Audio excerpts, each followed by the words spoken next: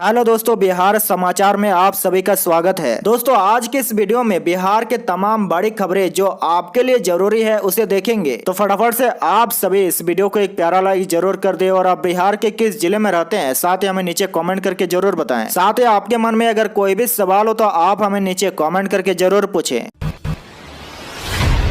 दोस्तों, पहली खबर में देखिए, बिहार में जहरीली देसी शराब पीने से 28 लोगों की दर्दनाक मौत। पहले आग की रोशनी गई, फिर निकली जान। जी देखिए दोस्तों, बिहार के सारण जिले में संदिग्ध स्थिति में मंगलवार की रात से लेकर बुधवार की शाम तक 28 लोगों की मौत हो गई। सभी लोगों की जहरीली शराब पीने से जान जाने की आशंका है। वही देखिए, इतनी बड़ी संख्या में हुई मौतों के बाद सारण से लेकर पूरे सूबे में खलबली मची हुई है। अपने के मरने पर परिजनों के बीच चीख पुकार से पूरे इलाके में मातम का माहौल है। वही अस्पताल में इलाज कराने वाले कुछ लोगों की आंखों की रोशनी कम होने की भी शिकायत मिल रही है। आपको बता दें कि मरने वालों की संख्या को लेकर न आधिकारिक तौर पर पुष्टि की जा रही है और न ही परिजन शराब से मौत के बाद कबूल रहे हैं। आपको बता दें कि पोस्टमार्टम रिपोर्ट आने के बाद इस शराब से मौत होने की पुष्टि के बाद प्रशासनिक स्तर पर कही जा रही है। वही देखिए, मरने वाले 28 लोगों में सबसे ज्यादा मशरक के 19 और शेष 9 लोग इसवापुर, अमनौर और मडवारा के शामिल है। अभी भी कई लोगों का इलाज सदर अस्पताल छपरा, निजी क्लिनिक व पटना में चल रहा है और स्थिति गंभीर बनी हुई है। कुछ लोगों को बेहतर इलाज के लिए पीएमसीएच भेजा गया है। दूसरी तरफ में देखिए, जहरीली शराब से मौत पर बिहार विधानसभा में हंगामा। गुस्साए नीतीश बीजेपी विधायकों से बोले, तुम लोग शराबी हो। जी देखिए, सारण छपरा में जहरीली शराब से हुई मौतों को लेकर बिहार विधानसभा के शीतकालीन सत्र में बुधवार को भारी हंगामा हुआ। बीजेपी विधायकों ने वेल में उतरकर नीतीश सरकार के खिलाफ जमकर नारेबाजी की। इसके बाद सीएम नीतीश कुमार विपक्षी विधायकों पर भड़क गए। उन्होंने बीजेपी विधायकों को ही शराबी कहकर संबोधित कर दिया। इसके बाद वे सदन की कार्रवाई छोड़कर चले गए। आपको बता दें कि विधानसभा के शीतकालीन सत्र के दूसरे दिन की कार्रवाई जैसे शुरू हुई, विपक्षी दल के विधायकों ने जहरीली शराब से मौत के मुद्दों पर सदन में हंगामा करना शुरू कर दिया। वहीं बीजेपी विधायक नारेबाजी करते हुए वेल में उतर आए और हंगामा करने लगे। स्पीकर अवध बिहारी चौधरी ने उन्हें शांत होने के लिए कहा, लेकिन वे वेल में ही डटे रहे। इसके बाद विपक्ष की नारेबाजी से सीएम नीतीश कुमार सदन में गुस्सा हो गए। वे अपनी सीट पर खड़े हो गए और बीजेपी विधायकों से कहा कि तुम लोग इस शराब बिकवा रहे हो, तुम लोग इस शराबी हो। उन्होंने आगे कहा कि अब बर्दाश्त नहीं किया जाएगा, कितना हल्ला करोगे। दूसरी तरफ में देखिए, शराबबंदी पर सीएम के गुस्सा और तू तड़ाक से दुखी बीजेपी ने कहा, नीतीश सॉरी बोले तभी विधानसभा चलने देंगे। जी देखिए, सारण में जहरीली शराब से हुई मौतों पर विधानसभा में उत्तेजित होकर विपक्षी सदस्यों की ओर से की गई नारेबाजी और मृतकों के परिजनों को मुआवजे की मांग से मुख्यमंत्री नीतीश कुमार खफा दिखे। साथ ही उन्होंने कहा कि भाजपा के लोग इस शराब की बिक्री करवा रहे हैं। गुस्से में कहा कि सब भाजपा वाले ही करवा रहे हैं, अब बर्दाश्त नहीं किया जाएगा। देखिए, इसके बाद नेता प्रतिपक्ष विजय कुमार सिन्हा ने सीएम पर सदन के अपमान का आरोप लगाते हुए माफी की मांग की है। इस पर संसदीय कार्य मंत्री विजय कुमार चौधरी ने कहा कि सीएम ने ऐसा कोई अपमानित आचरण नहीं किया कि वह माफी मांगे। आगे बड़ी खबर में देखिए, सारण में मौत पर हमलावर बीजेपी को तेजस्वी ने दिया जवाब। कहा, जब भाजपा खुद सत्ता में थी तब क्यों नहीं बोली। जी देखिए, भाजपा द्वारा जहरीली शराब पीने से हुई मौत के मसले को लेकर सदन नहीं चलने देने पर उप मुख्यमंत्री तेजस्वी यादव ने भाजपा पर हमला बोला है। उन्होंने कहा कि पहले भाजपा बताए कि उनके शासन काल में जहरीली शराब से कितने लोगों की मौत हुई थी। भाजपा के मंत्री के घर जब शराब पकड़ी जाती तब उस मामले में पार्टी कुछ नहीं बोलती है। इसके अलावा उन्होंने कहा कि शराबबंदी से पहले भी जहरीली शराब से लोगों की मौत होती थी। जिन राज्यों में शराबबंदी नहीं है वहां भी जहरीली शराब से मौत होती है। आगे उन्होंने कहा कि दरअसल भाजपा नहीं चाहती है कि सदन में जनहित के मुद्दे उठे। विधानसभा का शीतकालीन सत्र छोटा है, सिर्फ 5 दिन का ही सदन की कार्रवाई चलनी है। आज को हटा दे तो सिर्फ 3 दिन बचे हुए हैं। ऐसे में भाजपा को रचनात्मक विपक्षी की भूमिका निभानी चाहिए थी। विपक्ष को सदन में जनता के मुद्दे को उठाना चाहिए, लेकिन दुर्भाग्य है कि भाजपा को सदन में सिर्फ हंगामा करना है। साथ ही उप मुख्यमंत्री ने कहा कि महागठबंधन की सरकार जो वायदे किए हैं उसे पूरा करने की दिशा में काम कर रहे हैं। विपक्ष के हर सवाल का जवाब देने के लिए हम तैयार हैं। आगे देखिए, सीएम नीतीश की कांग्रेस विधायकों को चेतावनी, शराबबंदी पर बयानबाजी बंद कर दे। देखिए, बिहार के मुख्यमंत्री नीतीश कुमार की पार्टी जेडीयू के सहयोगी कांग्रेस के नेता शराबबंदी पर सवाल उठा रहे हैं। इसे लेकर नीतीश कुमार ने नाराजगी जाहिर की है। उन्होंने कांग्रेस विधायक को सख्त चेतावनी दी है कि वे शराबबंदी पर बयानबाजी बंद कर दे। सीएम नीतीश ने कहा कि बिहार में शराबबंदी जब लागू हुई थी तब कांग्रेस के विधायक इस विभाग के मंत्री थे। सीएम नीतीश कुमार ने मंगलवार को महागठबंधन की बैठक को संबोधित करते हुए कांग्रेस नेताओं को चेतावनी दी है। उन्होंने कहा कि शराबबंदी जब लागू हुई तो कांग्रेस के विधायक इस विभाग के मंत्री थे, सभी दलों की राय और सहमति से शराबबंदी लागू हुई है। उन्होंने चेतावनी भरे लहजे में कहा कि शराबबंदी पर बयानबाजी नहीं होनी चाहिए। सीएम ने कहा कि इस पेशे से जुड़े लोगों को वैकल्पिक रोजगार के माध्यम से जीविका चलाने के लिए 1 लाख रुपए दिए जा रहे हैं। देखा जाएगा कि किसी गरीब को इस आड़ में बेवजह सताया न जाए। दरअसल कांग्रेस विधायक दल के नेता अजित शर्मा ने पिछले दिनों कहा था कि बिहार में शराबबंदी के बावजूद हर जगह दारू मिल रही है। सरकारी अधिकारी इसके जिम्मेदार हुए तस्कर से मिले हुए हैं। उन्होंने कहा कि अगर शराबबंदी सख्ती से लागू नहीं हो पा रही है तो इस पर विचार करके इसे खत्म कर दिया जाए।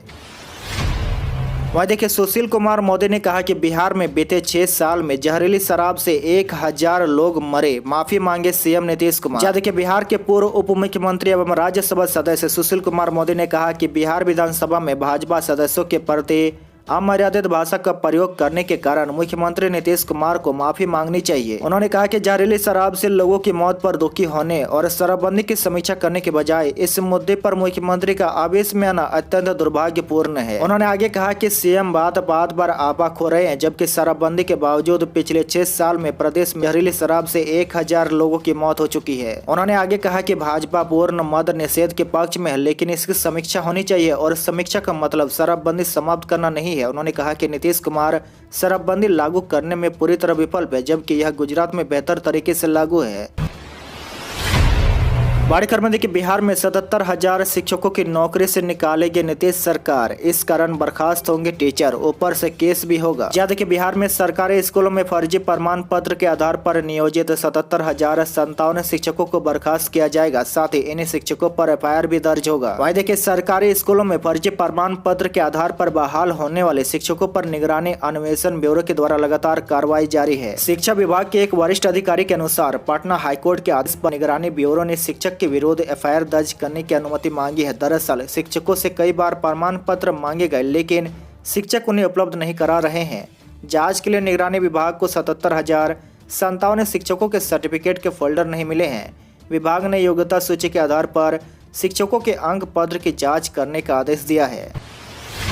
बड़ी खबर में देखिए, स्टेशन पर अब नहीं करना होगा इंतजार, अब 20 किलोमीटर दूर से बुक कर सकेंगे general rail ticket. Patna junction पर शुरू हुई सुविधा। देखिए, बिहार में रेल से सफर करने वाले यात्रियों को अब पहले से अधिक सुविधा मिलने जा रही है। अब रेल यात्रियों को जनरल टिकट लेने के लिए घंटों लंबा इंतजार नहीं करना पड़ेगा। अब राज्य के रेल यात्रियों को रेलवे मंत्रालय के निर्देश पर दानापुर मंडल ने UTS ऐप से अनारक्षित टिकटों की बुकिंग के लिए तय की गई दूरी को बढ़ा दिया गया है। दरअसल अब जनरल टिकट लेकर सफर करने वाले यात्री अब अपने मोबाइल के ऐप के जरिए यात्रा शुरू करने से पहले स्टेशन से 20 किलोमीटर दूर से ही टिकट बुक करा सकेंगे। हालांकि इससे पहले भी रेल यात्रियों को यह सुविधा उपलब्ध थी, लेकिन उसमें यह सुविधा ऐप पर 5 किलोमीटर के दायरे में ही मिल पाती थी। इस सुविधा का लाभ मिलना शुरू हो गया है। रेलवे मंत्रालय के निर्देश पर पूर्व मध्य रेलवे में इसकी शुरुआत कर दी गई है।